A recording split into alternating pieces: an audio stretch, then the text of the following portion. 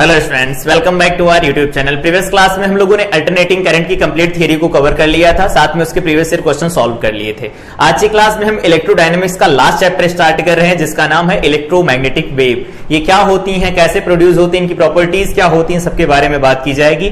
पहले ये JEE main का टॉपिक हुआ करता था जेई 2023 से पहले, लेकिन जेई 2023 में ये ऐड हुआ है एडवांस में भी, और इस पर क्वेश्चन भी इस बार पूछा गया था। तो इसको हम लोग मेन के साथ अब की बार एडवांस के पॉइंट ऑफ व्यू से भी कवर करेंगे, चीजों को इन डेप्थ लेकर के सॉल्व करेंगे प्रॉब्लम्स की। अगर वहां से कोई क्वेश्चन बनता है तो हम उसे कैसे डील कर सकते हैं। तो सबसे पहले आज की क्लास में हमारा डिस्कशन होगा इस चैप्टर में introduction to electromagnetic wave. Electromagnetic wave क्या होती है, जनरेशन ऑफ इलेक्ट्रोमैग्नेटिक वेव पढ़ेंगे, मैक्सवेल डिस्प्लेसमेंट करंट पढ़ेंगे, यहां पर मैक्सवेल्स इक्वेशन देखेंगे, साथ में कुछ क्वेश्चन प्रैक्टिस करेंगे। तो सबसे पहले डिस्कस करते हैं introduction to electromagnetic wave. Electromagnetic wave का डिस्कशन की बात की जाए तो यहां पर बेसिक प्रॉपर्टीज हम डिस्कस कर रहे हैं। ये कैसे प्रोड्यूस होती है, इनको डिटेक्ट कैसे किया जाता है, इसके लिए जो एक्सपेरिमेंट परफॉर्म किया था हर्ट्ज ने वो क्या था, उन सब के बारे में डिटेल बात की जाएगी इसी लेक्चर के अंदर। तो सबसे पहले हम यहां पर डिस्कस करते हैं कि इलेक्ट्रोमैग्नेटिक वेव क्या होती है, उनका नेचर कैसा होता है, वो किस स्पीड से चलती है। तो इलेक्ट्रोमैग्नेटिक वेव के बारे में अगर बात करें तो ये वेव जो होती है बेसिकली ये कैसी वेव होती है, तो इलेक्ट्रोमैग्नेटिक वेव जो होती हैं वो नॉन मैकेनिकल वेव होती हैं, नॉन मैकेनिकल वेव होती हैं, नॉन मैकेनिकल वेव होती हैं। नॉन मैकेनिकल वेव का मतलब क्या होता है, ऐसी वेव जिनको चलने के लिए मीडियम की रिक्वायरमेंट नहीं होती, उनको हम नॉन मैकेनिकल वेव कहते हैं। ठीक है, तो यहां पर लिखना हो तो लिख सकते हैं नो मीडियम इज रिक्वायर्ड। यहां पर किसी मीडियम की रिक्वायरमेंट नहीं होती, ये बिना मीडियम भी ट्रेवल कर सकती हैं। ठीक है, इसका अगला पॉइंट क्या है, तो इसका अगला पॉइंट ये होता है, ये होती है ट्रांसवर्स वेव होती हैं।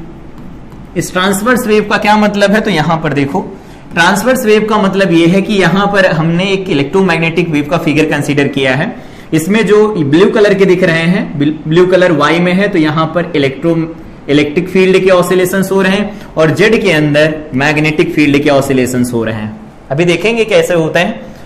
और यहां पर जो वेव प्रोपगेट कर रही है डायरेक्शन ऑफ प्रोपगेशन की डायरेक्शन है। तो देखो यहां पर वाइब्रेशन क्या हो रहे हैं, इलेक्ट्रिक फील्ड वाई प्लेन में है, मतलब इस बोर्ड के प्लेन में है, up down up down up down इस तरह से ऑसिलेट कर रहा है। और जो मैग्नेटिक फील्ड है वो outside the plane into the plane, outside the plane into the plane, outside the plane into the plane, इस तरह से चल रहा है। और करंट जो डायरेक्शन है प्रोपगेशन वो क्या है, इन दोनों के परपेंडिकुलर है। तो जब कभी भी डायरेक्शन जो वेव की होती है और वहां पर जो पार्टिकल ऑसिलेट कर रहे होते, जो भी ऑसिलेट कर रही होती फिजिकल क्वांटिटी, अगर वो परपेंडिकुलर होते हैं, इन दैट केस हम उसको बोलते हैं ट्रांसवर्स वेव। ठीक है, तो दूसरा हो गया ये ट्रांसवर्स होती हैं, मतलब क्या है। और दूसरा पॉइंट अगला लिखते हैं, तो अगला पॉइंट ये है, इसमें oscillating E vector and B vector. ठीक है, ई वेक्टर और बी वेक्टर इसमें ऑसिलेट कर रहे होते हैं। ट्रांसवर्स वेव का मतलब होता है वाइब्रेशन इज परपेंडिकुलर टू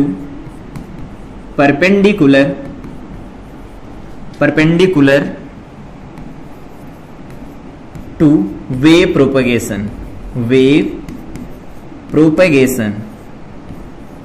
अब वेव प्रोपगेशन के अगर परपेंडिकुलर होते हैं वाइब्रेशन, तो ऐसी वेव को हम बोलते हैं ट्रांसवर्स वेव। ठीक है, तो पहला हो गया नॉन मैकेनिकल वेव होती हैं, इन वेव को चलने के लिए मीडियम की रिक्वायरमेंट नहीं होती। ठीक है, अगला पॉइंट है ट्रांसवर्स नेचर होता है इनका। ट्रांसवर्स नेचर का मतलब ये होता है जिधर वेव प्रोपगेट करती है उसके परपेंडिकुलर जो प्लेन होता है उसके अंदर इसके पार्टिकल ऑसिलेट करते हैं। ठीक है, यहां पर ऑसिलेट कौन करता है, तो इलेक्ट्रिक फील्ड और मैग्नेटिक फील्ड ऑसिलेट करते हैं। ठीक है, यहां पर अगर बात करते हैं इनकी मैक्सिमम स्पीड क्या होती है, v जो होता है वो मैक्सिमम होता है किसके अंदर, फ्री स्पेस या वैक्यूम की बात करें, फ्री स्पेस और इन वैक्यूम के अंदर। और ये कितना होता है, तो याद होगा ये लिखा जाता है 3 × 10⁸ मीटर पर सेकेंड, सी से डिनोट किया जाता है इसे। ठीक है, अगला पॉइंट ये होता है velocity in a medium velocity या स्पीड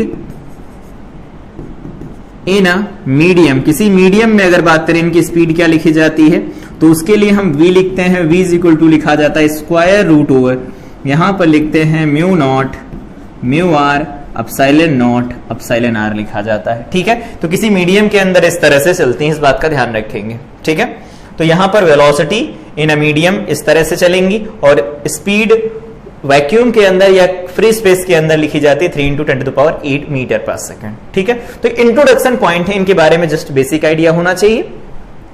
यहां पर ये ऑसिलेट कैसे करती हैं, जनरेट कैसे होती है, इन सब के बारे में वीडियो के लास्ट में बात करेंगे हम, लेकिन अभी इंट्रोडक्शन था तो इतनी बातें इनके बारे में हमें याद रखनी है। ठीक है, इसके आगे बात करते हैं। देखो नेक्स्ट पॉइंट है हमारा जो नेचर है, नेचर के अंदर जितने भी लॉज होते हैं उनमें सिमेट्री पाई जाती है, और नेचर के लॉज में अगर सिमेट्री पाई जाती है मतलब एक चीज दूसरी चीज का ओरिजिन है, तो इसका मतलब है दूसरी चीज पहले चीज का ओरिजिन बन सकती है, बननी चाहिए सिमेट्री के अकॉर्डिंग।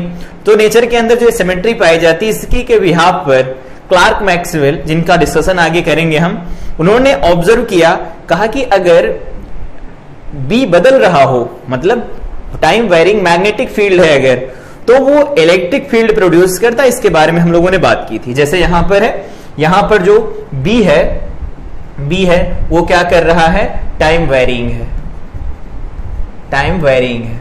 और अगर बी टाइम वेरिंग होगा तो इस केस में हम लोगों ने देखा था कि एन साइड, फार्मूले याद होंगे I think, inside the field यहां पर जो ई बनता है वो लिखा जाता है r/2, इनसाइड द फील्ड लिखा जाता है r/2, यहां पर लिखते हैं dv/dt, ये लिखा जाता है। ठीक है, और आउटसाइड द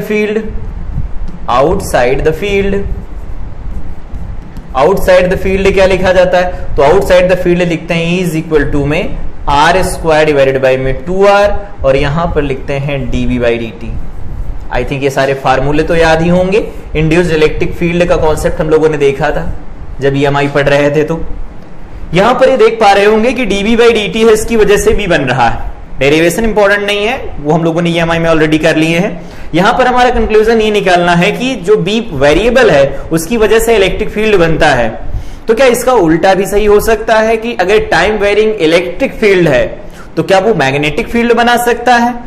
यहां पर क्लार्क मैक्सवेल ने क्या किया, बताया कि अगर यहां पर टाइम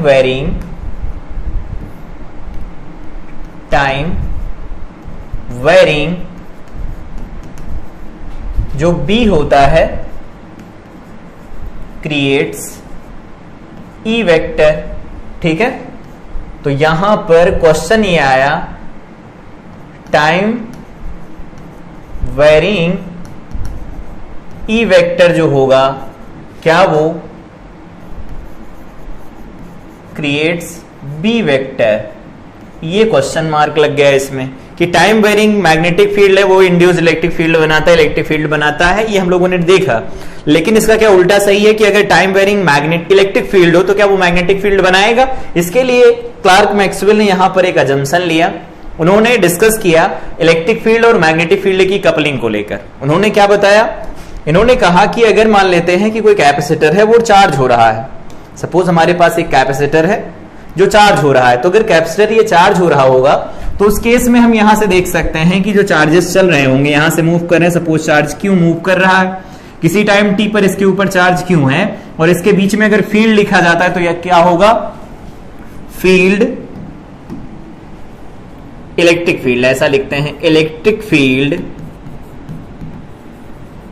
इनसाइड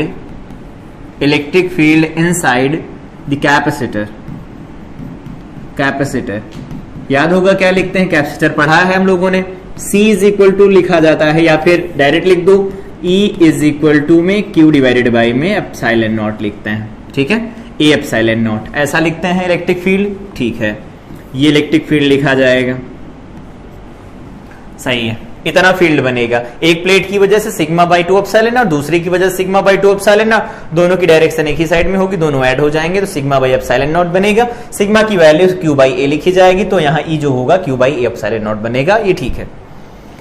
अब दूसरा पॉइंट यह है कि यहां पर जब इस बैटरी से इसे कनेक्ट किया जाएगा, यहां पर अगर हम कुछ इंपॉर्टेंट पॉइंट डिस्कस करें, यहां पर हमारे पास एक रजिस्टर लगा हुआ है, ये रजिस्टर लगा हुआ है हमारे पास, तो ये हमारे पास आरसी सर्किट बन गया, आरसी सर्किट बन गया। और आरसी सर्किट के अंदर करंट तो धीरे धीरे बढ़ती है, और अगर करंट धीरे धीरे बढ़ेगी तो उस केस में क्या होगा, यहां पर जो चार्ज होगा during the charging of capacitor,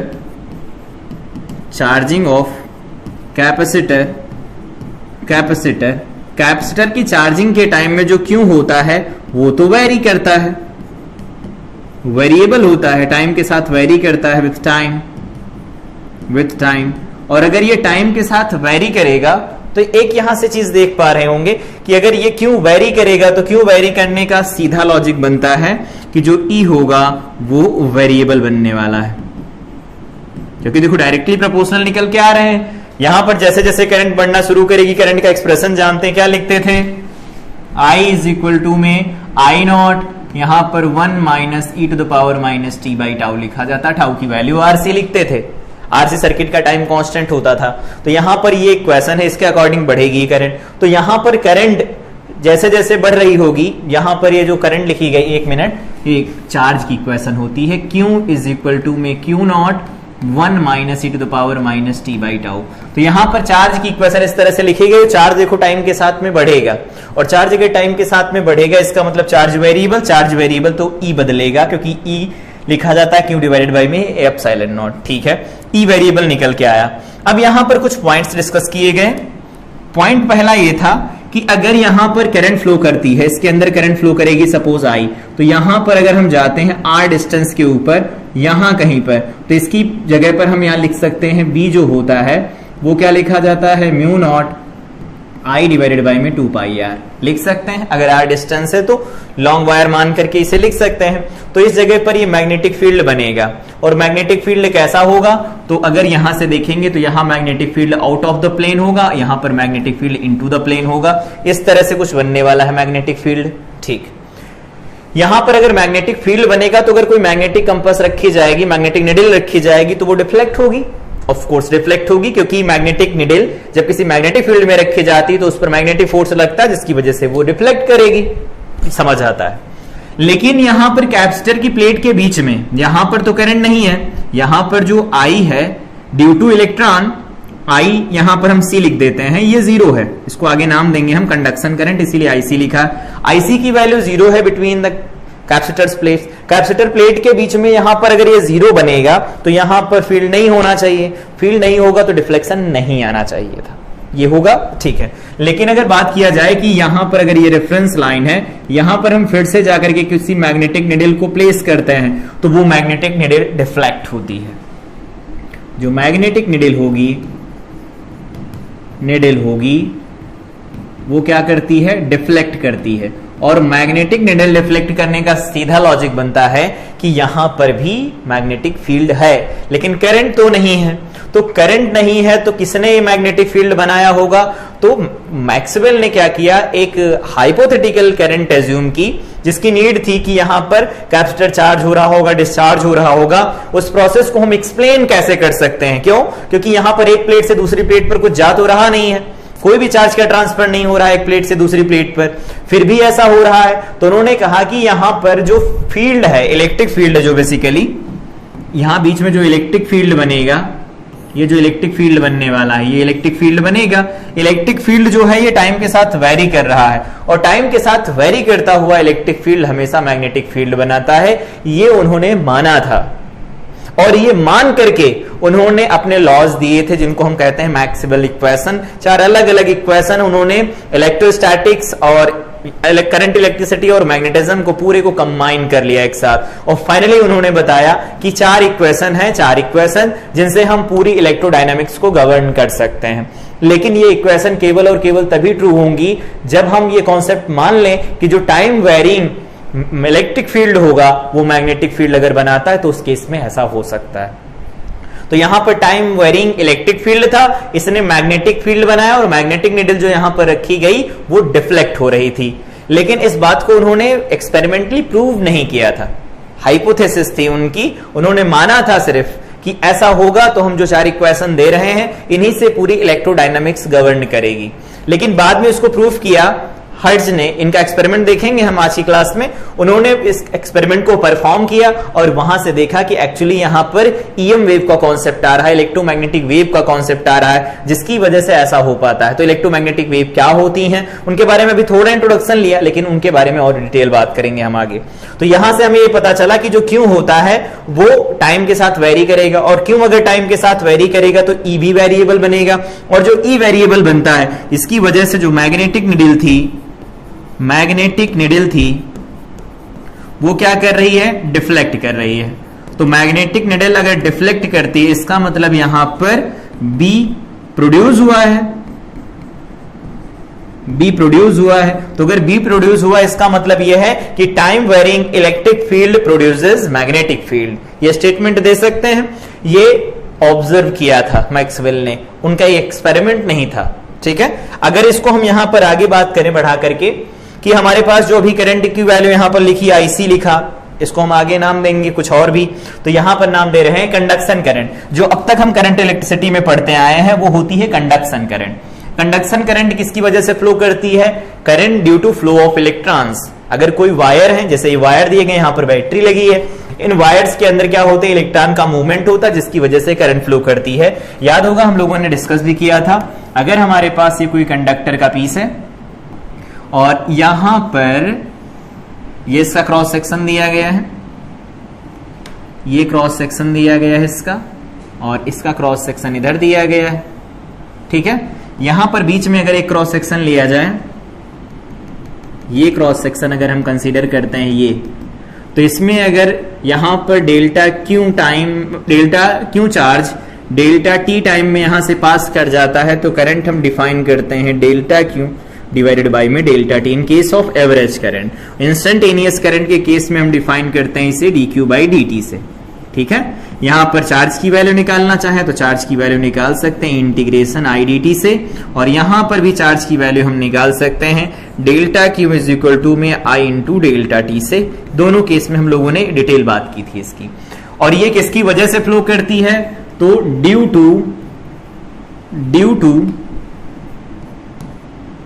to यहां पर ये due to motion of charge particle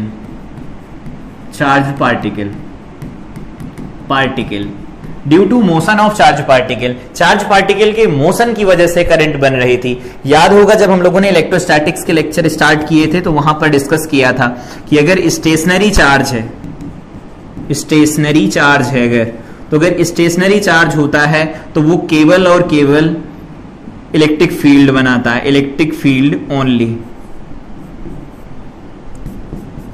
produces electric field only. और दूसरा हम लोगों ने डिस्कस किया था मूविंग चार्ज है अगर, और इसकी वेलोसिटी कांस्टेंट है अगर, वेलोसिटी इज कांस्टेंट, अगर वेलोसिटी कांस्टेंट होगी तो इन दैट केस ये ई वेक्टर के साथ साथ में बी वेक्टर भी प्रोड्यूस करता है। लेकिन अगर ये एक्सेलरेटेड चार्ज पार्टिकल तो ये क्या करता है, तो यहां पर ये इलेक्ट्रिक फील्ड भी बनाता है, मैग्नेटिक फील्ड भी बनाता है, साथ में ईएम वेव जिनके बारे में हम बात करेंगे, इलेक्ट्रोमैग्नेटिक रेडिएशन भी एमिट करता है। इसके बारे में पढ़ा था हम लोगों ने इलेक्ट्रोस्टैटिक्स के अंदर। तो ये मेन पॉइंट है, जानते हैं हम इनको। तो यहां पर जो करंट यहां पर जो मैग्नेटिक फील्ड बन रहा था अभी तक, वो मूविंग चार्जेस की वजह से बन रहा था। मूविंग चार्जेस एंड मैग्नेटिज्म हम लोगों ने पढ़ा, तो उसकी वजह से ऐसा हो रहा था। लेकिन यहां पर हमें देखना है कि यहां पर जो निडल रखी गई वो निडल डिफ्लेक्ट हो रही, और अगर निडल डिफ्लेक्ट हो रही इसका मतलब यहां पर भी कोई फील्ड है, मतलब मैग्नेटिक फील्ड है, और यहां पर अगर मैग्नेटिक फील्ड होगा तो उस केस में यहां पर एक करंट एज्यूम की जाती है जिसको हम कहते हैं हाइपोथेटिकल करंट, जिसे कहा जाता है मैक्सवेल करंट। ठीक है, मैक्सवेल्स डिस्प्लेसमेंट करंट। लेकिन ये करंट आई क्यों, इसे हम लिख क्यों रहे हैं? तो उससे पहले यहां पर जो एम्पियर्स लॉ है, याद होगा हम लोगों ने डिस्कस किया था जब मैग्नेटिज्म पोर्शन डिस्कस कर रहे थे, कि जो लॉ होता है ये क्या होता है, देखो इसके अकॉर्डिंग हम लोगों ने देखा था B dot dl, B vector dot dl vector closed path के लिए ऑलवेज क्या लिखा जाता है, म्यू नॉट टाइम्स आई लिखते हैं। ये लॉ था, याद होगा। Line integral of resultant magnetic field is equal to mu naught times I current जो भी है जाती है उससे। अगर बात कर देते हैं यहां पर for closed loop C1, closed loop C1 की अगर हम बात करते हैं और इसकी हम रेडियस मान लेते हैं, सपोज हमारे पास R दे रखी है, तो यहां पर अगर हम लगाएंगे तो B vector dot DL vector is equal to mu naught times यहां पर IC होगा, या I मान लेते हैं, I है, ठीक है। और दूसरा अगर लगा देते हैं for closed loop C2, close loop C2 की बात करें जो यहां पर है, तो C2 के लिए अगर बात करोगे तो यहां पर हो जाएगा B vector dot DL vector is equal to में म्यू नॉट टाइम्स, वहां करंट है ही नहीं तो ये बन गया 0। यहां पर दो हमारे पास अलग अलग केस निकल के आए, पहला केस दूसरा केस। अब यहां पर पॉइंट ये है कि ऐसा हो क्यों रहा है, यहां पर हम लोगों ने लिखा B डॉट DL, वो म्यू नॉट आई आया, यहां पर B डॉट DL लिखा, वो 0 आया। अब ये सोच रहे होंगे कि यहां पर ये प्लेट से दूर है, इधर करंट है उधर करंट नहीं, तब ऐसा हो रहा है। लेकिन ये इनकंसिस्टेंसी है क्यों आखिर, इसको हम कैसे दूर कर सकते हैं? तो यहां पर जो भी चीजें ली जा रही हैं, मान लेते हैं हमारे पास ये है कैपेसिटर की प्लेट P, ठीक है, ये है प्लेट P, और अगर कैपेसिटर की प्लेट P है ये, तो यहां पर जो C1 है इसके बहुत पास में है, और इधर जो C2 वाला लूप है वो भी इसके बहुत पास में है। अब ये बताओ कि अगर दो लूप कंसीडर किए जाएं, उनके बीच में एक प्लेट है और उसके जस्ट इधर और जस्ट इधर वाले के पास में मैग्नेटिक फील्ड है, देखो इधर वाले के पास मैग्नेटिक फील्ड है, और इसके जस्ट इधर वाले के पास मैग्नेटिक फील्ड नहीं है। क्या कोई रीजन ऐसा होता है कि मैग्नेटिक फील्ड है और तुरंत मैग्नेटिक फील्ड नहीं है? ऐसा नहीं हो सकता।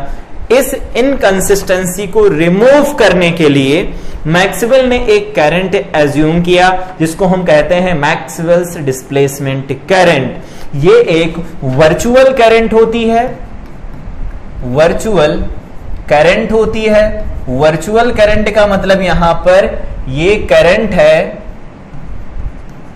Current due to no motion of charges, कोई मोशन नहीं हो रहा चार्जेस का, ठीक है। और अगला है ये केवल तभी एग्जिस्ट करती है मैक्सवेल के according when E is time varying.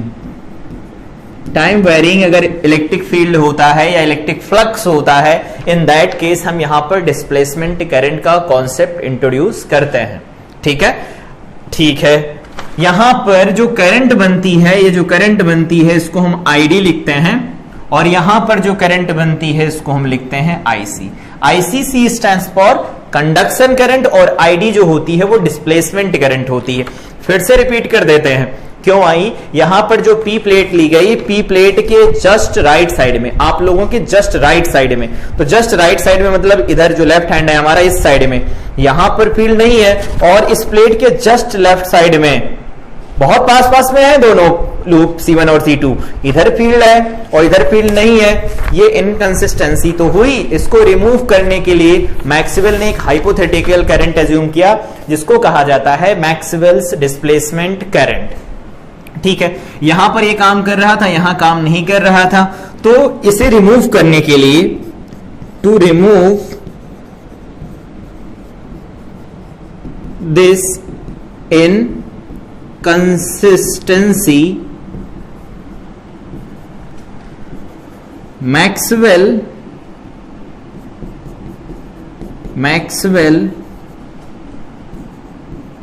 assumed a virtual current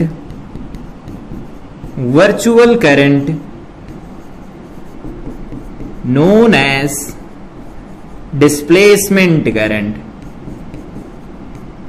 displacement current. ठीक है, मैक्सवेल ने किया यहां पर जो ये इनकंसिस्टेंसी दिख रहा है इसको रिमूव करने के लिए मैक्सवेल ने एक वर्चुअल करंट को एज्यूम किया जिसको हम कहते हैं डिस्प्लेसमेंट करंट। अब बात आती है इसका एक्सप्रेशन कैसे लिखा जाता है। तो यहां पर पहले पढ़ लेते हैं, कुछ पॉइंट्स लिखे गए हैं यहां पर, एक बार फटाफट इनको पढ़ लो। लिखा है Maxwell predicted that not only a current flowing in a conductor produces magnetic field. इन्होंने क्या किया, प्रेडिक्ट किया, ऑब्जर्वेशन निकाले अपने मन से, मतलब थियरी के अकॉर्डिंग, कि केवल और केवल यहां पर करंट का मतलब मूविंग चार्ज, केवल मूविंग चार्जेस ही नहीं होते हैं जो मैग्नेटिक फील्ड बनाते हैं। उन्होंने कहा कि टाइम वेरिंग, यहां पर वेरिंग है ये, time varying electric field in a vacuum और a free space produces a magnetic field. इन्होंने कहा कि जो टाइम वेरिंग इलेक्ट्रिक फील्ड होता है, जो भी हम लोगों ने कैपेसिटर के केस में देखा, वो भी मैग्नेटिक फील्ड बनाता है। It means a changing electric field gives rise to a current too which flows through the region so long as the electric field is changing there. कह रहे हैं कि ये यहां पर जो करंट फ्लो होगी इसके ई के चेंज होने की वजह से, वो उस रीजन में होगी जिस रीजन के अंदर इलेक्ट्रिक फील्ड या इलेक्ट्रिक फ्लक्स टाइम वेरिंग होगा। Maxwell also predicted that this current produces the same magnetic field as the conduction current can produce. यहां पर जो कंडक्शन करंट है वो जितना मैग्नीट्यूड का मैग्नेटिक फील्ड प्रोड्यूस करती है, जिस डायरेक्शन में करती है, सेम यहां C2 के लिए उतना ही मैग्नीट्यूड रखने वाला मैग्नेटिक फील्ड बनता है। ये इन्होंने प्रेडिक्ट किया। आगे फिर देखो, this current is known as displacement current. Maxwell defined this displacement current in space where electric field is changing with time as. कैसे डिफाइन किया, तो इन्होंने कहा जो आईडी होती है, ID displacement current is equal to लिखा जाता है एप्सिलॉन नॉट, तो यहां पर एप्सिलॉन नॉट इनटू में डी फाई ई, यहां पर ये इलेक्ट्रिक फ्लक्स है, डिवाइडेड बाई dt। ये लिखा जाता है फार्मूला डिस्प्लेसमेंट करंट का, ध्यान रखेंगे। यहां पर लिखना होगा तो लिख लेना कि जो फाई ई है वो इलेक्ट्रिक फ्लक्स है, इलेक्ट्रिक फ्लक्स है, ये इलेक्ट्रिक फ्लक्स है। इनकंसिस्टेंसी दूर हो जाएगी। अब कैसे, यहां पर डिस्प्लेसमेंट करंट आई तो इसका मतलब यहां पर कंडक्शन करंट, वहां पर डिस्प्लेसमेंट करंट। कंडक्शन करंट की वैल्यू डिस्प्लेसमेंट करंट के बराबर होती है। बोर्ड के स्टूडेंट के लिए प्रूफ करने के लिए कभी कभी आ जाता है, अभी देखेंगे कैसे प्रूफ किया जा सकता है, लेकिन फार्मूला याद रखेंगे। अब बात आती है कि ये फार्मूला ट्रू क्यों है, दे तो दिया गया, ये ट्रू क्यों है। तो इनकंसिस्टेंसी को दूर करने के लिए लिया गया करंट है, लेकिन करंट है तो क्या इसकी डायमेंशन करंट की है, देख लेते हैं। तो अगर हम इसकी डायमेंशन चेक करते हैं तो हमें सबसे पहले एप्सिलॉन नॉट की डायमेंशन चाहिए होंगी और साथ में d phi E by d t, इसकी डायमेंशन हमें चाहिए होंगी। ठीक है, एप्सिलॉन नॉट की डायमेंशन क्या लिखी जा सकती हैं, याद होगा कूलॉम्स लॉ के अकॉर्डिंग हम लोग लिखते थे F इज इक्वल टू में 1/4 पाई एप्सिलॉन नॉट के Q1 Q2 डिवाइडेड बाई में R स्क्वायर होता था, ये हो गया। तो यहां से एप्सिलॉन नॉट की डायमेंशनल फार्मूला क्या निकल के आने वाला है, तो AT, तो इसे लिखेंगे A2 T2 लिख जाएगा, और डिवाइडेड बाई में यहां पर फोर्स का लिखेंगे ML T-2 बन जाएगा, और इनटू में यहां पर R स्क्वायर का L2 बन जाएगा। चलो ठीक है, ये एप्सिलॉन नॉट का आ गया, वहां से बोल दो। तो ये लिखा जाएगा A2 T2 डिवाइडेड बाई में इसे क्या लिख सकते हैं, इसे लिख सकते हैं ML T-2, ऐसा लिखेंगे, और L2 लिख देंगे यहां पर। साथ में यहां पर लिख सकते हैं फ्लक्स, फ्लक्स में क्या लिखा जाता है E को लिख सकते हैं F लिखेंगे तो ML T-2, तो ये F लिखा गया, डिवाइडेड बाई में यहां क्या लिख सकते हैं, तो F बाई क्यू E लिखा जाता है, तो F बाई क्यू का मतलब यहां पर AT लिख सकते हैं। इनटू में यहां क्या लिखा जाएगा, Q इंटू E क्या होता है, E F अपान Q होता है, तो वो लिख दिया गया। यहां पर A भी बनेगा तो ये L2 लिख दिया गया, T का यहां पर T लिख सकते हैं। सॉल्व कर सकते हैं ना इसे, अब इसे सॉल्व कर लेंगे, ये आ जाएगा ID का डायमेंशनल फार्मूला। तो देखो ये पूरा इससे कैंसिल हो गया, ये पूरा इससे कैंसिल हो गया, यहां पर टी स्क्वायर है, टी स्क्वायर से कैंसिल हुआ, एक ए से एक ए कैंसिल हो जाएगा, इसका डायमेंशनल फार्मूला निकल के आया ए। ये तो करंट का डायमेंशनल फार्मूला होता है। इसका मतलब ये जो इक्वेशन मैक्सवेल ने प्रेडिक्ट की थी वो डायमेंशनली करेक्ट है। ठीक, एक कंफ्यूजन यहां से खत्म हुआ। यहां पर जो इनकंसिस्टेंसी थी वो दूर हो गई। इस तरह से हमने इसे लिख दिया। अब आइडिया ऑफ इसका फार्मूला तो हम लोगों ने लिख लिया। अभी के लिए फार्मूला यहां पर दोबारा लिख देते हैं कि जो आईडी लिखी जाती है, डिस्प्लेसमेंट करंट लिखना चाहो तो लिख लो, डिस्प्लेसमेंट करंट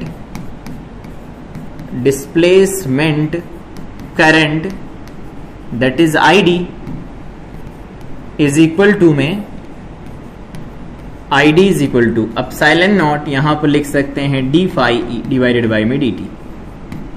ये हमने लिखा डिस्प्लेसमेंट करंट का फार्मूला। यहां पर अब अगर डिस्प्लेसमेंट करंट ये निकल के आ गई तो डिस्प्लेसमेंट करंट यहां पर तो कंडक्शन करंट थी आईडी, और यहां पर आईसी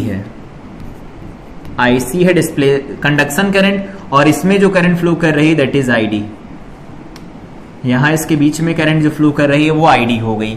तो अगर ये आईसी हो गया वो आईडी हो गया, तो यहां पर हम इस इनकंसिस्टेंसी को दूर करने के लिए यहां पर फार्मूला बनाएंगे, ampere Maxwell ampere law, Maxwell ampere law क्या है इनका लॉ? तो इन्होंने वेरीफाई किया, मतलब इसको आगे वेरीफाई करने का मतलब इसमें करेक्शन किए कि आई जो टर्म था यहां पर, ये जो टर्म जोड़ रहे थे ना यहां, ये वाला यहां था, यहां वैलिड नहीं था, तो इसको हटाने के लिए यहां पर दो अलग से टर्म लिखे गए। इन्होंने कहा यहां पर ऐसा लिख दो, बी डॉट डीएल तो लिखो, कोई दिक्कत नहीं, इसको लिख दो म्यू नॉट आई, और आई को लिख दो आई टोटल। और इन्होंने कहा आई टोटल को ऐसा लिख दो, म्यू नॉट आई टोटल का मतलब conduction current plus displacement current लिख सकते हैं। तो ये बन जाएगा mu naught times I C plus mu naught I D को लिखा जाता है epsilon naught d phi E by d t. ये हमारे पास फाइनल रिजल्ट निकल के आया एम्पियर्स लॉ का। एम्पियर्स लॉ को अगर हमें ऐसा लिखना हो तो इस तरह से लिख सकते हैं। अब ये कैपेसिटर की प्लेट के अंदर भी काम करेगा, कैपेसिटर की प्लेट के बाहर भी काम करेगा, दोनों रीजन में वैलिड है।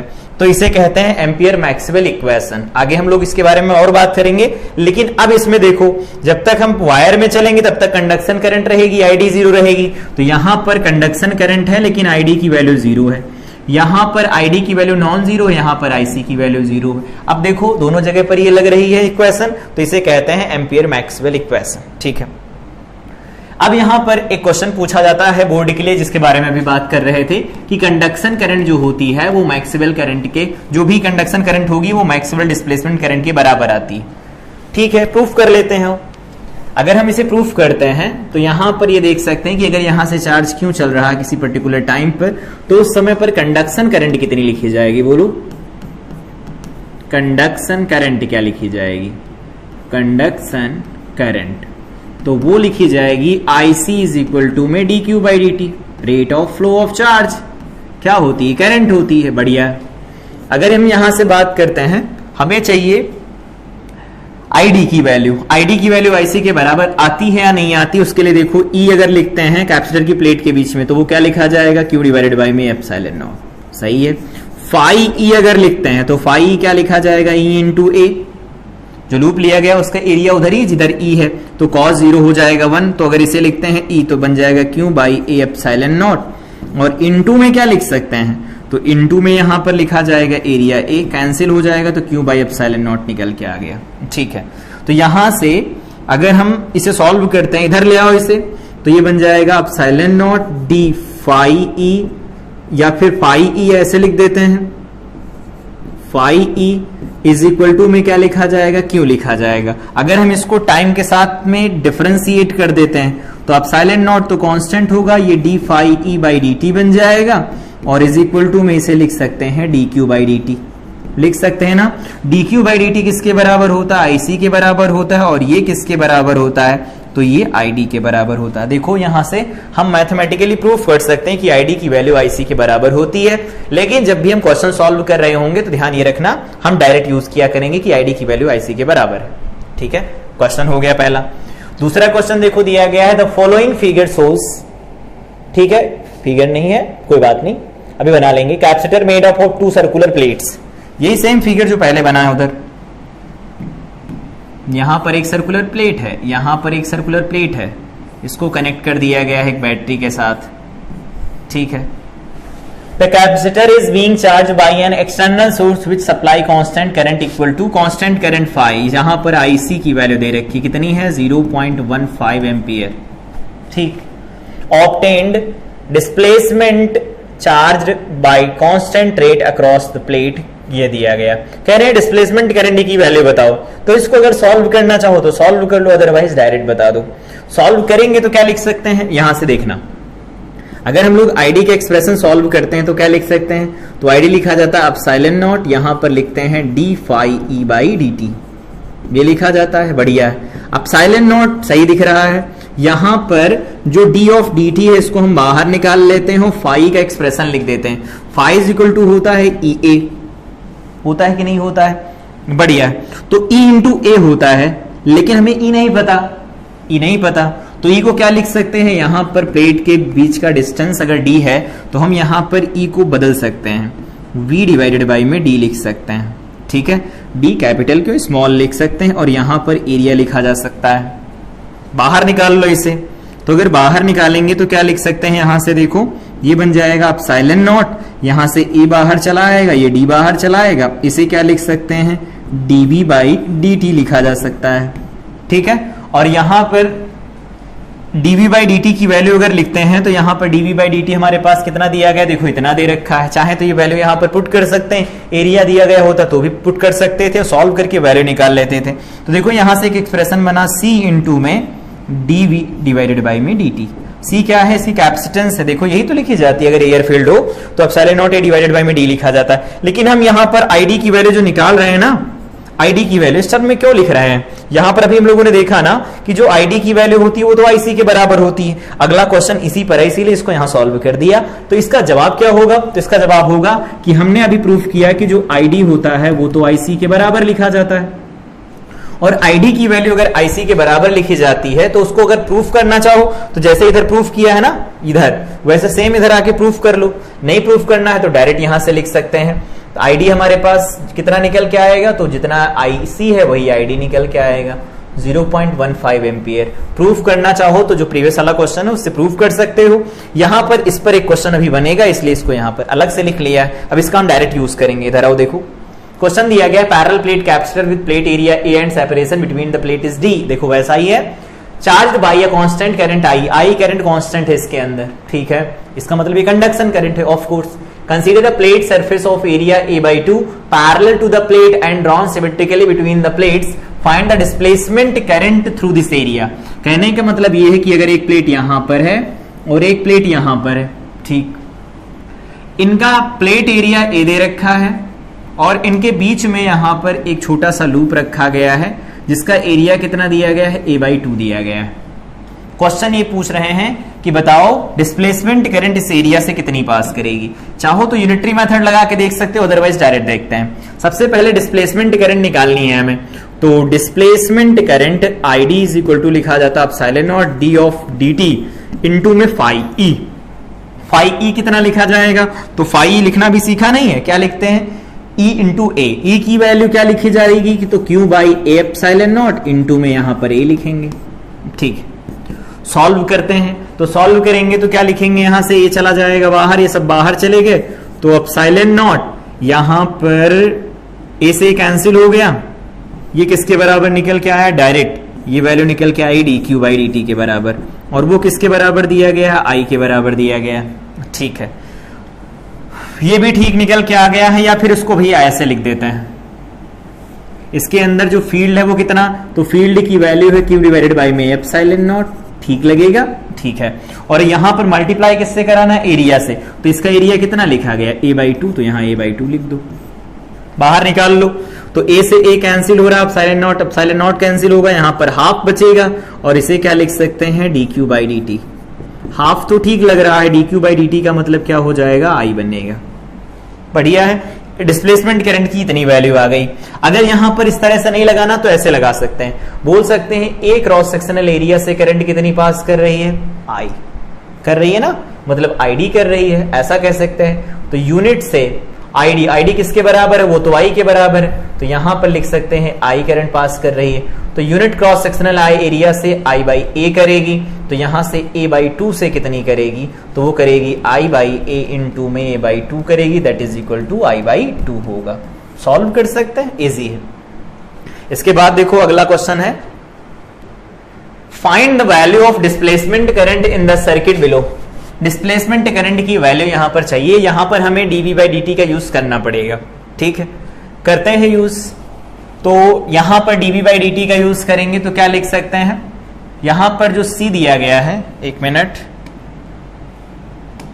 यहां जो c दिया गया है c, वो 60 माइक्रोफैरड दे रखा है। c की वैल्यू लिख लेना, जो दिया गया है वो 60 माइक्रोफैरड है, और c की वैल्यू 60 माइक्रोफैरड होगी, तो यहां से क्या लिखेंगे, I D is equal to में epsilon naught D of D T is equal to में अभी लिखा गया है क्या, v डिवाइडेड बाई में d इंटू में क्या लिखा गया, तो यहां पर डायरेक्ट फार्मूला लगा लो चाहे, ये देखो लिखा गया c dv by dt, area लिख देते हैं, ये तो हो गया इलेक्ट्रिक फील्ड इंटू एरिया, अभी बाद में लिख लेंगे। id इज इक्वल टू क्या बन जाएगा, देखो एप्सिलॉन नॉट, यहां से a बाहर चला आएगा, यहां से d बाहर चला आएगा, इसे लिख सकते हैं dv by dt, of course लिख सकते हैं। ये क्या लिखा गया, epsilon not a divided by में d, ये तो कैपेसिटेंस होती, तो c into dv by dt लिखा गया है, ध्यान रखना इस बात का।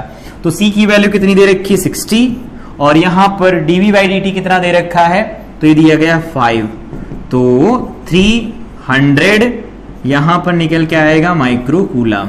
माइक्रो कूलाम क्यों, माइक्रो एम्पियर करंट है ना, तो माइक्रो एम्पियर निकल के आ जाएगी, इजी है, सॉल्व कर सकते हैं। तो अगर वोल्टेज बदल रहा होता है तो लिखा जाता c into dv by dt, याद नहीं रखना, जस्ट इंफॉर्मेशन के लिए है।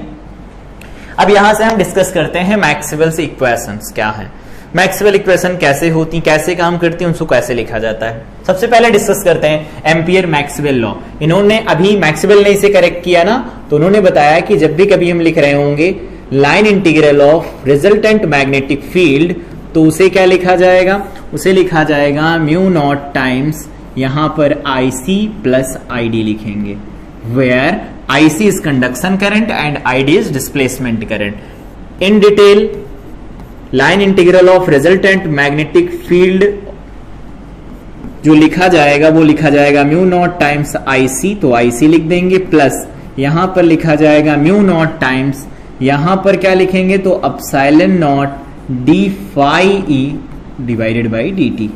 इस तरह से भी हम इसे नोट करके लिख सकते हैं।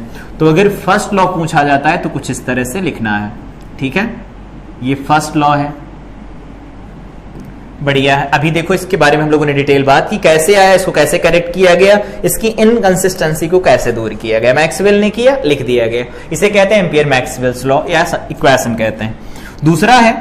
दूसरा क्या है, इसके बारे में भी हम लोगों ने पढ़ा है, यह है Gauss law in electrostatics. Gauss law in electrostatics क्या कहता है, अगर हमारे पास ये कोई क्लोज्ड सरफेस है, यहां पर एक चार्ज Q1 है, यहां पर एक चार्ज Q2 दे रखा है, इधर Q3 चार्ज है, यहां पर Q4 चार्ज है, इधर Q5 है, तो ये क्या बताता है, ये कहता है close integral of E dot ds, क्या लिखते हैं, close integral of E vector dot ds vector या dA वेक्टर, जो भी लिखना चाहें, इज इक्वल टू में क्या लिखा जा सकता है, तो इसे लिखते हैं Q इनक्लोज्ड डिवाइडेड बाई में एप्सिलॉन नॉट लिखते हैं। तो ये हमारे पास होता है गॉस लॉ इन इलेक्ट्रोस्टैटिक्स। इसके बारे में हम लोगों ने डिटेल बात की, इसको प्रूफ किया, कैसे अप्लाई किया जाता है, इसके एप्लीकेशन भी हम लोगों ने डिस्कस किए थे, तो यहां पर हम उस पर टाइम वेस्ट नहीं करेंगे। अगर जाके देखना है तो प्रीवियस क्लास में जाकर के देख सकते हैं, जो पिछली क्लासेस हुई हैं इलेक्ट्रोस्टैटिक्स के अंदर। ये अभी हम लोगों ने प्रूफ किया। एम्पियर्स लॉ क्या है उसके बारे में भी डिटेल हम लोग बात कर चुके हैं। यहां पर करेक्शन क्या हुआ वो ये निकल के आया। तो जो मैक्सवेल इक्वेशन उसमें ये पहली इक्वेशन निकल के आ गई, ये दूसरी इक्वेशन निकल के आ गई। बेसिकली पूरी इलेक्ट्रोडायनामिक्स को 4 अलग अलग लॉस के अंदर गवर्न करना है अगर, तो हम मैक्सवेल्स की इक्वेशंस का यूज कर सकते हैं। लेकिन ये इक्वेशन केवल तभी वैलिड है जब इलेक्ट्रोमैग्नेटिक वेव का एग्जिस्टेंस रहे। लेकिन इन्होंने इसे प्रूफ करके नहीं दिखाया था कि हाँ इलेक्ट्रोमैग्नेटिक वेव कैसे होती कैसे नहीं होती, वो तो हर्ट्ज ने एक्सपेरिमेंट से प्रूफ किया था। ठीक है, देखेंगे अभी उनका एक्सपेरिमेंट क्या है। अगला देखते हैं, इसके बारे में भी हम लोगों ने बात किया था। ये क्या कहता है, ये कहता है कि जो यहां पर लिखा गया है E dot d s is equal to q inside by two, ये लिखा जाता है B dot d s is equal to 0। B dot d s is equal to 0 का क्या मतलब होता है? देखो,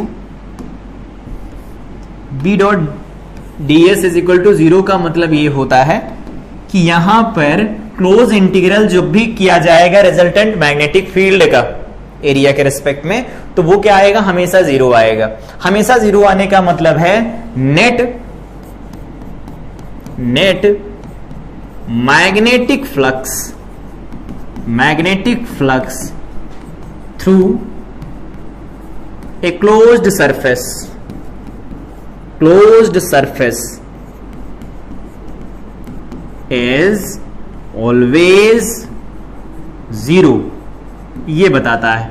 अगर इसके डिटेल में और थोड़ा जाएं, तो इसके डिटेल में अगर हम थोड़ा जाते हैं तो ये बताता है कि जो मोनोपोल्स होते हैं, इनके बारे में हम लोगों ने बात किया था, हाइपोथेटिकल होते तो मोनोपोल यहां पर डू नॉट एग्जिस्ट, मोनोपोल यहां पर एग्जिस्ट नहीं करते, ये बताता है। इसका मतलब क्या है? पहले यहां से आओ, समझो तो समझ आएगा। मान लेते हैं कि हमने एक यहां पर ऐसा प्लेन ले लिया, एक कोई क्लोज सरफेस ले ली, ये कोई क्लोज सरफेस ले ली, कलर सही नहीं लग रहा, ऐसा मान लेते हैं यहां पर ये ऐसी कोई क्लोज्ड सरफेस ले ली गई, ठीक है, ये सरफेस नंबर 1 है। तो अगर ये क्लोज सरफेस ली गई है तो इस सरफेस को देख करके बताओ इससे जो नेट फ्लक्स लिंक हो रहा है वो कितना है? 0 है। कैसे? यहां पर देखो, जितनी मैग्नेटिक फील्ड लाइन एंटर कर रही है, एंटर करने वाला फ्लक्स निगेटिव होता है, बाहर जाने वाला पॉजिटिव होता है। साइन कन्वेंशन जो पहले से याद है वही चलेंगे। यहां से देखो 0 बना तो यहां से भी 0 बना, ओवरऑल इससे जो लिंक होने वाला फ्लक्स है वो 0 बन रहा है, ठीक है। दूसरी एक सरफेस ले सकते हैं ना, ऑफ कोर्स ले सकते हैं। दूसरी सरफेस यहां ले लो, मान लेते हैं यहां पर एक सरफेस ले ली गई इस तरह की, यहां पर एक सरफेस ले ली गई, या यहां ले लेते हैं सरफेस, एक सरफेस कुछ इस तरह से ले लेते हैं, ऐसी सरफेस ले लेते हैं, ये ऐसी सरफेस। इसके साथ भी वही है, देख लो कैसे, यहां पर जितनी मैग्नेटिक फील्ड लाइंस इधर एंटर कर रहे हैं उतनी मैग्नेटिक फील्ड लाइंस यहां से बाहर निकल रही हैं। Same amount of magnetic field lines enter करेंगे, same amount of magnetic field lines बाहर निकलेंगी, तो जितनी मैग्नेटिक फील्ड लाइंस एंटर करें उतनी बाहर जा रही हैं। अगर ऐसे नहीं देखना है तो यहां पर भी ले सकते हैं, यहां पर एक मैग्नेट जैसा ये मैग्नेट वाला सेक्शन ले लो, इसके अंदर अगर बात करोगे तो यहां पर, या फिर ऐसा ले सेक्शन कुछ इस तरह से लिया जाए, मान लेते हैं इधर सेक्शन ना लेकर के हम इधर एक सेक्शन लेते हैं, ये इधर सेक्शन ले लिया गया, ये सेक्शन लिया गया, क्लोज्ड है। इससे भी देखो नेट फ्लक्स 0 है, जो फ्लक्स इसके अंदर एंटर कर रहा है उतनी फ्लक्स इधर से लीव कर रहा है, 0 बना। यहां पर भी सेम वही है, अगर यहां पर एक सेक्शन लिया जाता है मैग्नेट को लेकर के, यहां पर भी 0 है। मैग्नेटिक फील्ड लाइंस कहां से? एस से एन की तरफ चलती है ना मैग्नेट के अंदर, तो देखो जितनी एंटर कर रहे हैं उतनी बाहर निकल के नेट फ्लक्स 0 आता है। मतलब गॉस लॉ इन मैग्नेटिज्म केवल ये स्टेट करता है कि किसी क्लोज्ड पाथ से निकलने वाला जो फ्लक्स होगा वो ऑलवेज 0 रहेगा, दैट्स इट, ठीक है। ये भी बताता है कि जो मोनोपोल्स होते हैं उनका कोई एग्जिस्टेंस ही नहीं होता, जितना फील्ड एंटर करेगा उतना फील्ड बाहर चला गया, या जितनी मैग्नेटिक फील्ड लाइंस एंटर करेंगे उतनी मैग्नेटिक फील्ड लाइंस बाहर चलेगी, नेट फ्लक्स 0 है।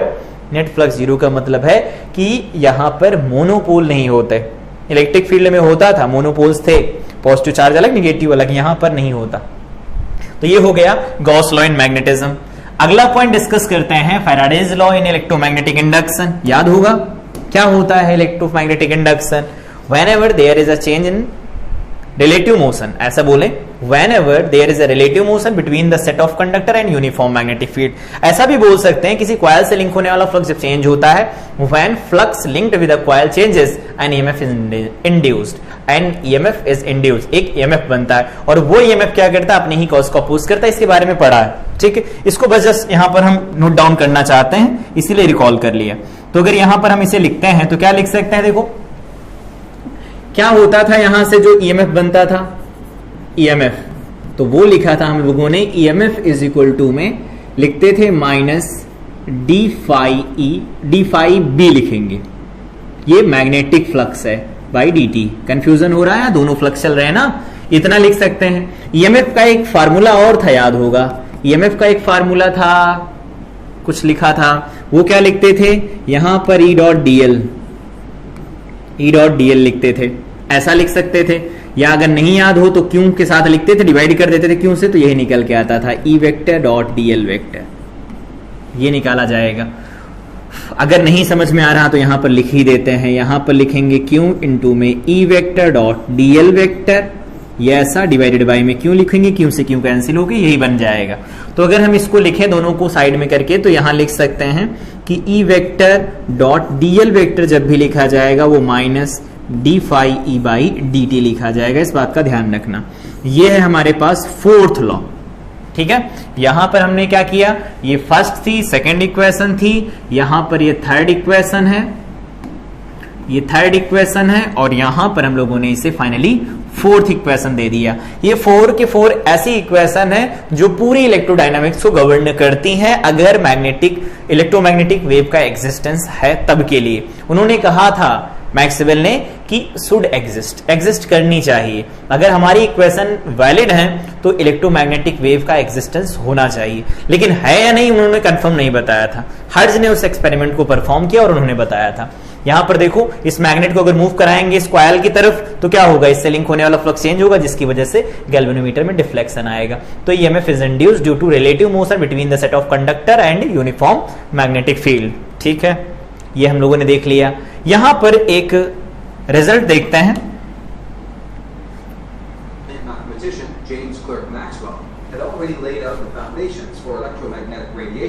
ये इनकी बेसिक इक्वेशंस हैं, ये भी जो हम लोगों ने लिखी ना, ऐसे जैसे आगे यूनिवर्सिटी में जाएंगे उसी के अकॉर्डिंग यहां पर इक्वेशन दी जाती है इनकी, कि अगर किसी कंडक्टर से जो करंट फ्लो कर रही होती है अगर वो ऑसिलेट करने लगती है तो उससे जो फील्ड बनता है वो भी ऑसिलेटिंग फील्ड बनता है। यहां पर देख रहे हैं, यहां पर एक करंट कैरिंग लूप है, इस करंट कैरिंग लूप के अंदर वेरिएबल करंट फ्लो करवाई जा रही है, और वेरिएबल करंट फ्लो करेगी तो उस केस में क्या होगा, वहां पर जो फील्ड बनेगा वो भी वेरिएबल होगा।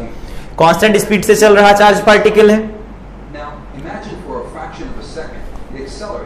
अगर ये एक्सेलरेट करने लगता है तो उस केस में यहां पर ईएम वेव बनती है। इसका डिस्कशन हम करेंगे अभी।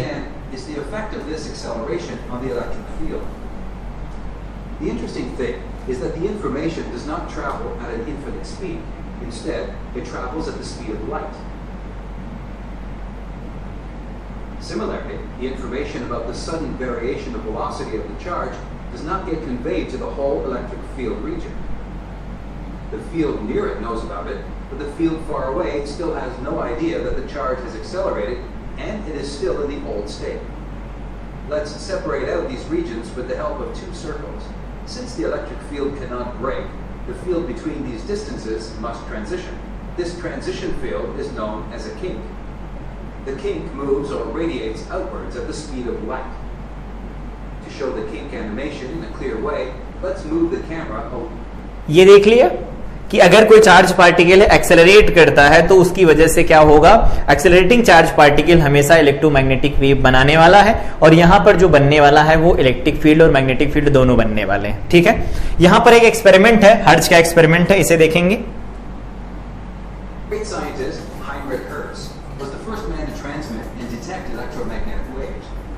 In his famous experiment, a high voltage current was applied to the two ends of two metal wires, which generated a spark in the gap between them. This spark. यहां पर देखो दो मेटालिक बॉल्स लगी हुई हैं, ये एक capacitor बना रही हैं। कैपेसिटर के अंदर यहां पर दो वायर्स लगे हुए हैं, इनके बीच में एक गैप है, और उस गैप के अंदर यहां पर जो सप्लाई प्रोवाइड कराई जा रही है तो यहां पर की जो एयर होगी वो एयर आयनाइज होती है, और अगर एयर आयनाइज होगी तो उस केस में यहां पर क्या होगा, डिस्कशन देखो। इलेक्ट्रिक डाइपोल है यहां पर, जिसके चार्ज देखो ऑसिलेट कर रहे हैं, इनकी वजह से यहां पर मैग्नेटिक फील्ड जो बन रही है, इलेक्ट्रिक फील्ड जो बन रही है वो साइनोसाइडली वैरी कर रही है। इसी के बारे में हमें डिटेल में बात करनी है, तो आओ देखो इधर बात करते हैं। यहां पर वो देखो एक्सपेरिमेंट बिल्कुल यहां पर बनाया गया है, क्या है, यहां पर दो चार्जेस हैं, पॉजिटिव चार्ज निगेटिव चार्ज।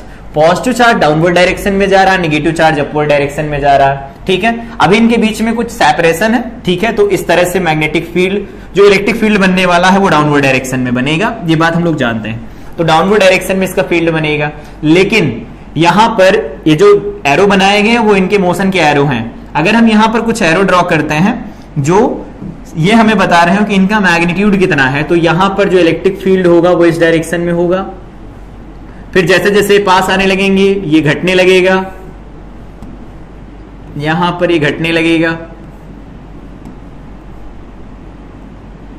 ये देखो घटने लगेगा और फाइनली जाकर के जीरो हो जाएगा। उसके बाद में क्या होगा, यहां से यहां तक ये ऐसा हो गया, ठीक है, यहां तक घट रहा था, अब यहां से और भी तेजी से घटेगा, यहां पर अभी भी क्या है, ये देखो थोड़ा पास में गए हैं ना, तो थोड़ा पास में गए हैं, अब इससे थोड़ा थोड़ा घटने लगेगा, या इसको हम ऐसे बना देते हैं, ज्यादा बेटर लगेगा।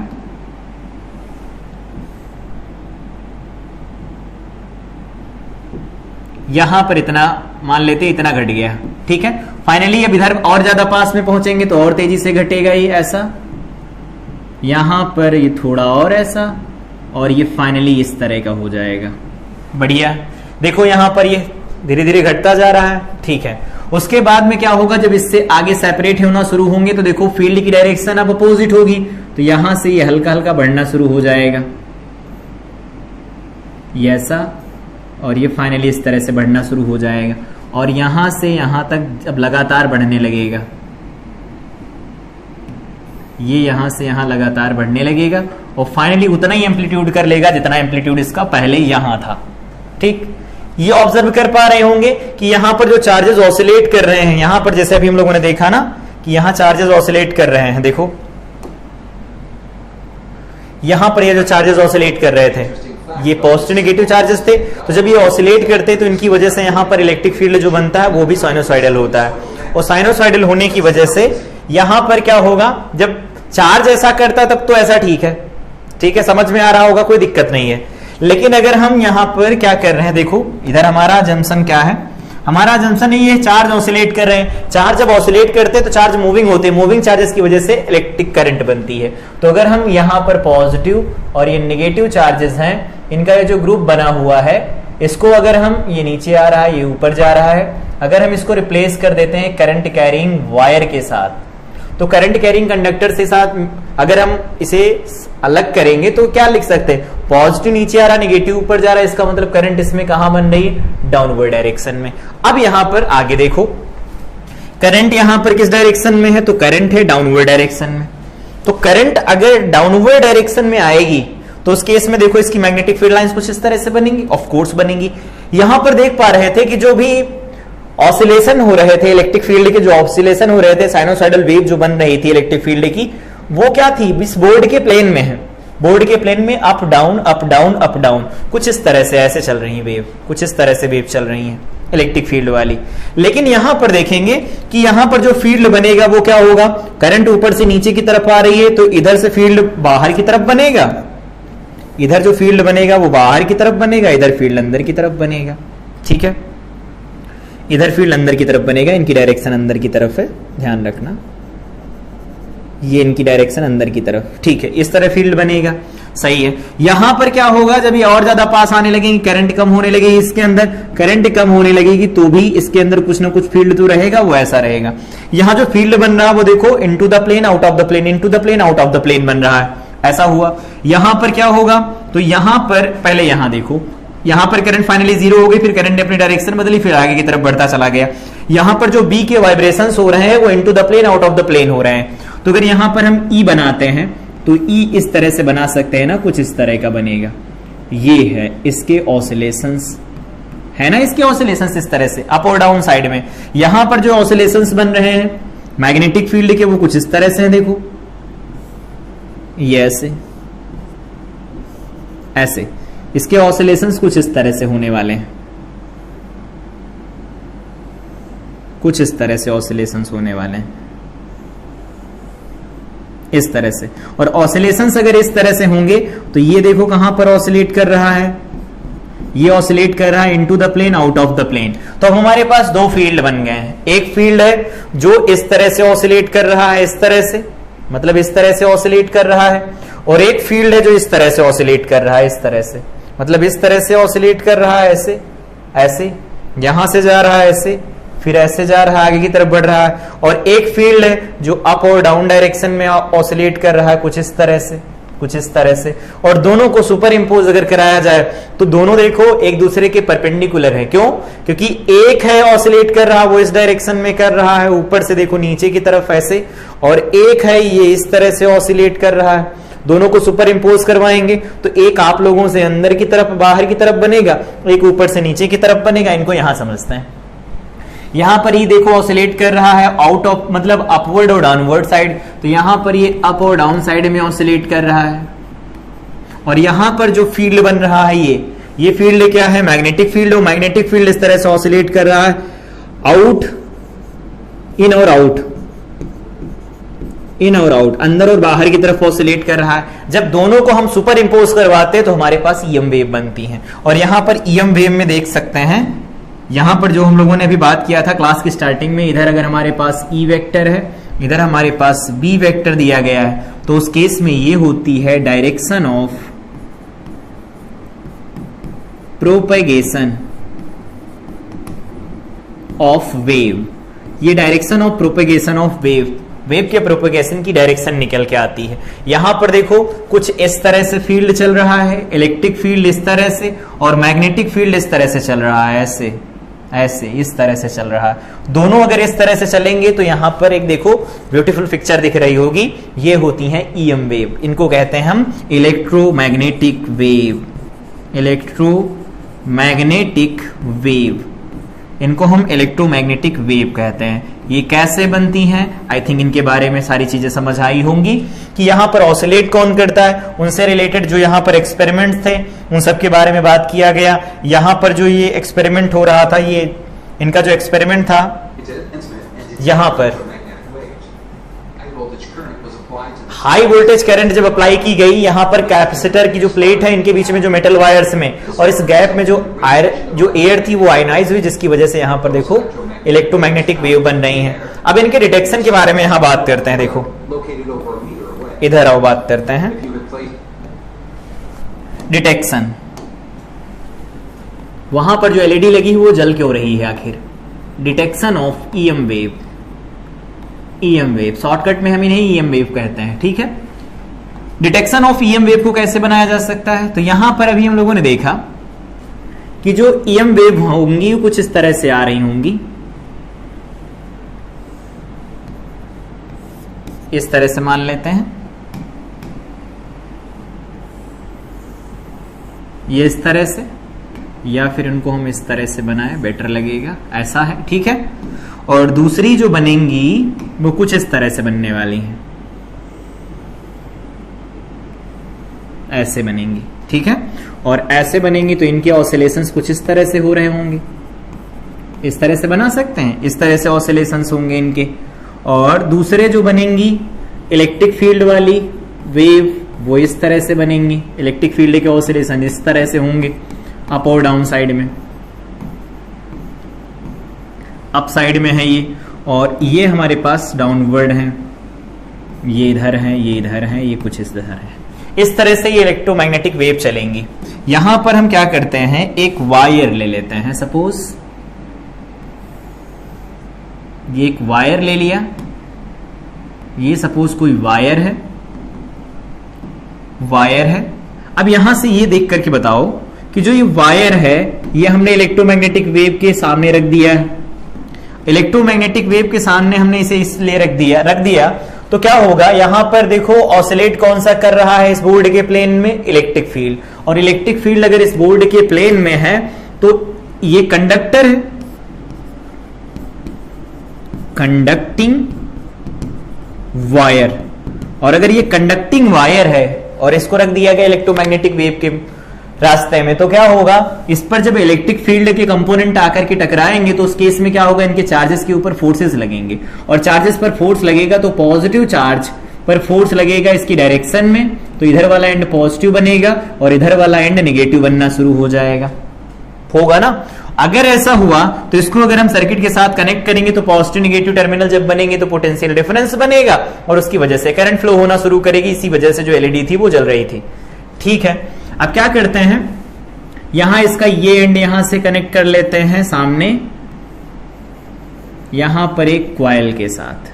ठीक है, कॉइल के साथ कनेक्ट कर लिया गया, और यहां पर बेसिकली हम LC सर्किट के साथ इसे कनेक्ट करना चाहते हैं। ऐसे ये C है और ये L है, और यहां पर इसके सामने एक दूसरी कॉइल रख दी जाती है। आई थिंक ये समझ में आ गया होगा। दूसरी कॉइल ये रखी गई तो क्या बन गया है, ये क्या बन गया हमारे पास, तो ये बन गया हमारे पास ट्रांसफार्मर। दो कॉइल होती थी ना, ट्रांसफार्मर पढ़ा है, तो ये हमारे पास है ट्रांसफार्मर है, ठीक है। यहां पर जो भी वेव आकर के गिरेंगे इनकी वजह से यहां पॉजिटिव नेगेटिव बनेंगे और इसमें ऑसिलेट कर LC यहां पर L हो गया, ये C हो गया, और इसमें जो C होता है, उल्टा लिख गया है, यहां पर जो C होता है और ये L हो गया, C वेरिएबल होता है, ध्यान रखना इस बात का। ये जो C होता है ये वेरिएबल होता है, वेरिएबल C होता है और फ्रीक्वेंसी को मैच करवाने के लिए। और यहां पर हम फाइनली इसे एम्पलीफायर की तरफ भेज देते हैं, टू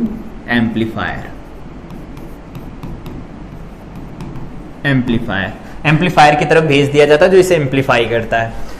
यहां पर अब तो पता चल गया होगा ये मेटल वायर क्या है, एंटेना, बिल्कुल सही है। ये क्या है, एंटेना, ये एंटीना है हमारा, जो आने वाली जो EM वेव होती है उनको पहले डिटेक्ट करता है। डिटेक्ट करने के बाद में क्या करेगा, यहां पर हम C से फ्रीक्वेंसी इसकी बदलते हैं ना, क्या लिखते हैं फ्रीक्वेंसी, वैसे 1/2π√LC लिखी जाती है, फ्रीक्वेंसी होती है। और फ्रीक्वेंसी अगर इतनी लिखी जाती तो उस केस में C के बिहाफ पर हम इसकी फ्रीक्वेंसी बदल सकते हैं। तो EM वेव की फ्रीक्वेंसी के साथ इसकी फ्रीक्वेंसी हम मैच करा करके स्पेसिफिक जो इसकी फ्रीक्वेंसी होगी उसी को हम सुन सकते हैं, और फाइनली एम्पलीफायर में भेजकर एम्पलीफाई करके हम इस सिग्नल को डिटेक्ट कर सकते हैं। तो इस तरह से हम इलेक्ट्रोमैग्नेटिक वेव को डिटेक्ट कर सकते हैं। अभी जनरेशन शुरू हुआ है, उनकी इक्वेशन इन सबको लिखना सीखेंगे, लेकिन जस्ट बेसिक आइडिया है कि इनको डिटेक्ट कैसे किया जाता है, इनको प्रोड्यूस कैसे किया जाता है। इलेक्ट्रिक और मैग्नेटिक फील्ड जब सुपर इम्पोज होता है और दोनों के दोनों यहां पर क्या होते हैं, कुछ और पॉइंट्स लिख लो। यहां पर जो E वेक्टर होता है और जो B वेक्टर होता है वो इन फेज होते हैं, इन फेज का मतलब फेज डिफरेंस तो पढ़ा था ना, कौन आगे कौन पीछे चलता है, और इन फेज का मतलब कोई आगे कोई पीछे नहीं चल रहा, दोनों बढ़ रहे हैं तो अपने पीक को मैक्सिमम एक साथ ऑक्यूपाई कर रहे हैं, मतलब अटेन कर रहे हैं, और जब जीरो हो रहा है दोनों एक साथ जीरो हो रहा है, फिर मैक्सिमम एक साथ, फिर जीरो एक साथ। देखो यहां पर ये वाला यहां पर मैक्सिमम हो रहा, तो उस केस में यहां पर भी ये मैक्सिमम हो रहा, दोनों यहां जीरो हो गए। फिर देखो यहां पर ये मैक्सिमम हुआ तो उस केस में ये मैक्सिमम हुआ, ये मैक्सिमम हुआ, ये मैक्सिमम हुआ, तो साथ साथ मैक्सिमम हो रहे हैं, साथ साथ मिनिमम हो रहे हैं, साथ साथ जीरो हो रहे हैं। इसका मतलब यहां पर इलेक्ट्रोमैग्नेटिक वेव के अंदर जो इलेक्ट्रिक फील्ड होता है और मैग्नेटिक फील्ड होता है उनके बीच में कोई फेज डिफरेंस नहीं होता, वो दोनों एक दूसरे के साथ इन फेज होते हैं, साथ साथ चल रहे होते हैं, ठीक है। तो यहां पर जनरेशन के बारे में बेसिक आइडिया लिया, डिटेक्ट करने के लिए बारे में बात की थोड़ी सी। यहां पर जो रीजन होता है कि ये कैसे ऑसिलेट करता है तो उसके बारे में यहां पर हम लोगों ने पढ़ा, उनसे रिलेटेड एक्सपेरिमेंट यहां पर देखे हम लोगों ने। यहां पर ये क्लार्क मैक्सवेल है, इन्होंने अपने एक्सपेरिमेंट से बताया, प्रेडिक्ट किया कि क्या हो सकता है, और यहां पर हम लोगों ने मैक्सवेल्स इक्वेशंस डिस्कस की। यहां पर इनको सही भी किया इन्होंने, कुछ इक्वेशंस को जो नहीं लग रही थी एम्पियर की इक्वेशन उसको सॉल्व किया। यहां पर हम लोगों ने कुछ क्वेश्चन किए, सॉल्व किया है। यहां पर आइडिया ऑफ डिस्प्लेसमेंट करंट के बारे में बात किया, डेफिनेशन है उसके बारे में अगर लिखना चाहो लिख सकते हो, बाकी यहां पर सारी चीजें लिखी गई हैं, ठीक है। यहां पर हम लोगों ने डिस्कस किया कंडक्शन करंट क्या होती है, और यहां पर stationary charge, moving charge, accelerating charge क्या क्या क्रिएट करते हैं। यहां पर हम लोगों ने देखा electric magnetic coupling, electric field और मैग्नेटिक फील्ड की कपलिंग क्या होती है उसके बारे में आइडिया लिया। यहां पर देखा कि जो बी होता है अगर वो टाइम के साथ वेरी करता तो ई बनाता, तो क्वेश्चन आया कि क्या टाइम के साथ वेरी करता हुआ ई बी बनाएगा, तो मैक्सवेल ने ये प्रेडिक्ट कर लिया कि हाँ बनाएगा, और उन्होंने अपनी इक्वेशंस दे दी। उन्होंने कहा कि हमारी इक्वेशन केवल तभी वैलिड होनी चाहिए इन दैट केस कि जो इलेक्ट्रोमैग्नेटिक वेव का कॉन्सेप्ट है वो एग्जिस्ट करना चाहिए, शुड एग्जिस्ट उन्होंने कहा था। बाकी हर्ज ने इसका एक्सपेरिमेंट भी किया। उसके बाद यहां पर हम लोगों ने डिस्कस किया इंट्रोडक्शन टू इलेक्ट्रोमैग्नेटिक वेव। तो ये प्रॉपर क्लास थी जिसमें हम लोगों ने अभी इंट्रोडक्शन टू इलेक्ट्रोमैग्नेटिक वेव के बारे में बात की। यहां पर ज्यादा अभी यहां पर न्यूमेरिकल वाला पोर्शन स्टार्ट नहीं हुआ, नेक्स्ट क्लास में हम लोग न्यूमेरिकल वाले पोर्शन के साथ डील करेंगे। अगेन यहां पर जनरेशन ऑफ इलेक्ट्रोमैग्नेटिक वेव जो चल रहा है इसी को आगे कंटिन्यू करेंगे।